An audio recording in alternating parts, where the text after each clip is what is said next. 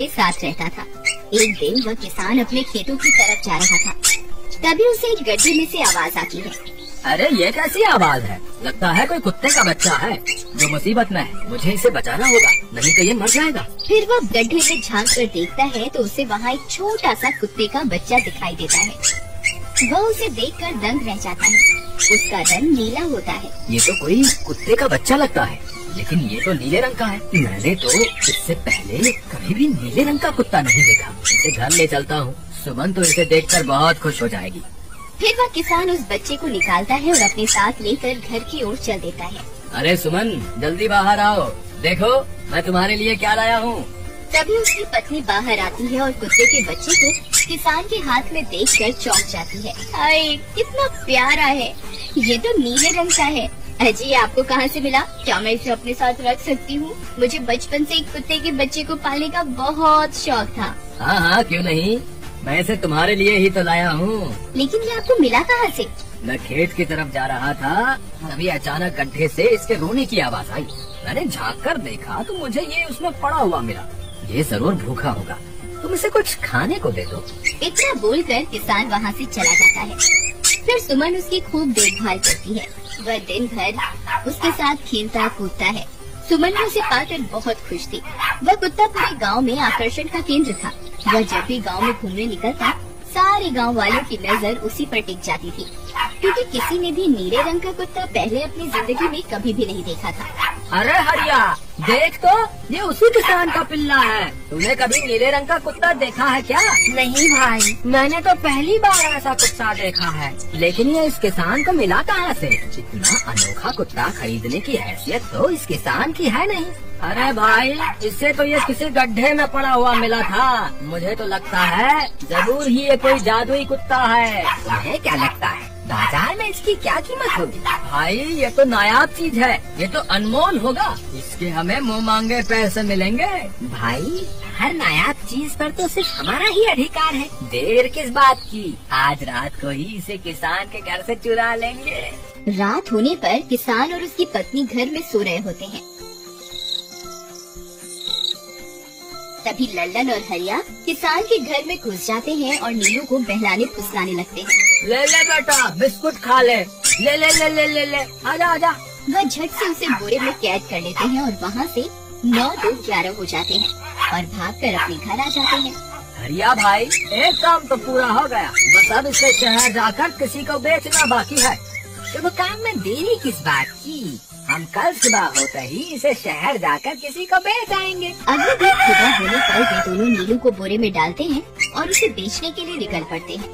रास्ते में उन्हें एक सेठ मिलता है। उसे उस बोरे में से अजीब अजीब सी आवाजें आती हैं। अरे भाई, रुको रुको, इस बोरे में क्या भर कर ले जा रहे हैं? भाई, ये एक जादुई कुत्ता है। ऐसा कुत्ता पूरी दुनिया में केवल एक ही है। ऐसा कैसे हो सकता है भाई? जरा मुझे भी तो दिखाओ। वह सेठ नीलू को देखकर चौंक जाता है। तुम्हें इसके लिए 100 सोने की मुद्राएं देनी होंगी। ठीक है, मुझे मंजूर है। लो, ये लो तुम्हारी 100 मुद्राएं। आज से ये कुत्ता मेरा हुआ। वहीं दूसरी तरफ नीलू को घर में न पाकर सुमन और किसान परेशान हो जाते हैं। सुमन का रो रो कर बुरा हाल हो जाता है। नीलू, तुम कहाँ चले गए? तुम्हारे बिना मैं कैसे जीऊंगी? वापस आ जाओ ना नीलू। अजी, मेरे नीलू को कहीं से भी ढूंढ कर लाई है। जब तक वो वापस नहीं आएगा मैं खाना नहीं खाऊंगी। ठीक है, तुम रोना बंद करो, मैं उसे ढूंढ कर लाता हूँ। फिर किसान गांव में लोगों से नीलू के बारे में पूछता है। अरे भाई, मैंने तुम्हारे कुत्ते को देखा था। वो लल्लन और हरिया तुम्हारे घर से बोरे में किसी को भर कर ले जा रहे थे। वो अवश्य ही तुम्हारा कुत्ता होगा। फिर किसान भागता हुआ लल्लन के घर जाता है। लल्लन, मुझे पता चल गया है, तुम्ही ने मेरे नीलू को चुराया है। उसे अभी के अभी वापस लौटा दो, नहीं तो मुखिया से कहकर तुम्हें कड़ी से कड़ी सजा दिलवाऊंगा। अरे हरिया भाई, इसे कैसे पता चल गया? मुझे लगता है किसी ने हमें उसे चुराते हुए देख लिया होगा।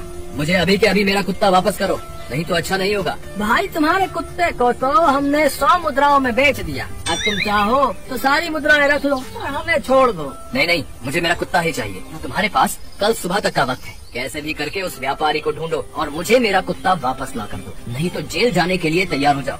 इतना बोलकर किसान वहाँ से चला जाता है। अरे मर गए रे, अब क्या करें? ये तो थानेदार की धमकी देकर गया है। लल्लन भाई, मुझे जेल नहीं जाना, कुछ करो ना। अरे अब क्या होगा, चलो उस सेठ को ढूंढते हैं, उससे उसके सारे पैसे लौटाकर उस कुत्ते को वापस ले लेंगे। वे दोनों सेठ की तलाश में निकल पड़ते हैं, लेकिन बहुत देर तक ढूंढने पर भी उन्हें वह सेठ नहीं मिलता। लल्लन भाई, यहाँ तो उस सेठ का कोई नामो निशान ही नहीं है, न जाने अब तक कहाँ निकल गया होगा। अब क्या करें, हमारे पास कल सुबह तक का ही वक्त है। अरे आर्या, वो देख, ये तो बिल्कुल किसान के कुत्ते जैसा ही लग रहा है। तुम्हारी आंखों में मोतियाबिंद हो गया है क्या?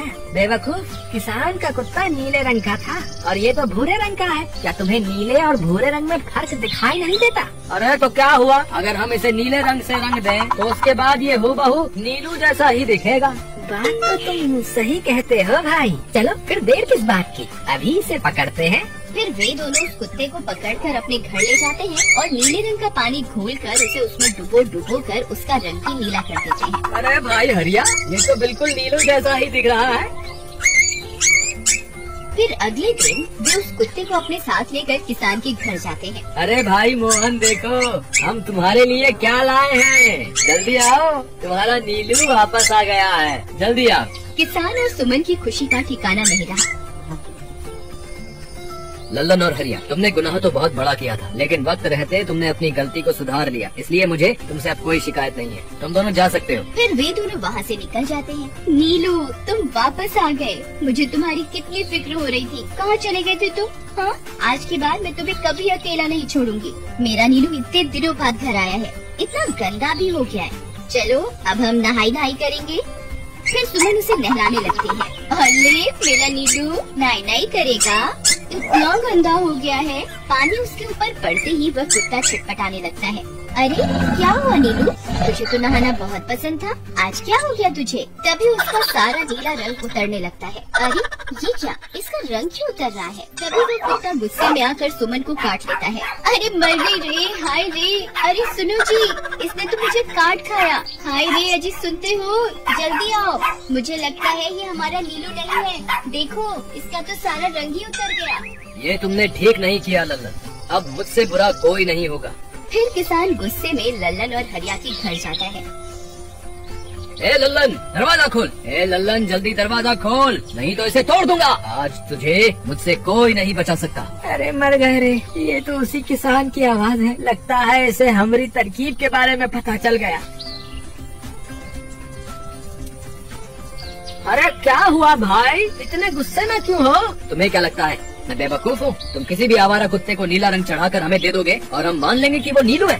भाई हमें माफ कर दो, हमने उस सेठ को ढूंढने की बहुत कोशिश की, लेकिन उसका कोई नामो निशान नहीं मिला। भाई तुम ये 100 मुद्राएं रख लो, अब इससे ज्यादा हम तुम्हारे लिए और कुछ नहीं कर सकते। अगर तुम चाहो तो हमें जेल भिजवा दो, हम दोनों अपनी गलती की सजा काटने को तैयार हैं। किसान उदास हो जाता है और उनसे 100 मुद्राएं लेकर वापस अपने घर आ जाता है।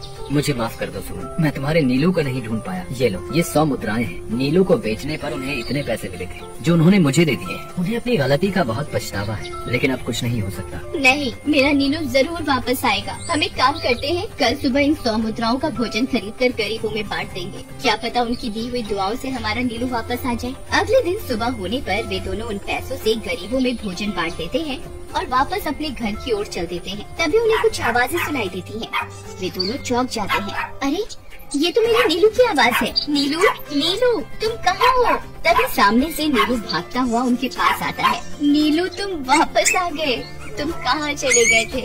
मैं तुम्हारे बिना कितनी उदास हो गई थी। किसी ने सच ही कहा है, दुआओं में बहुत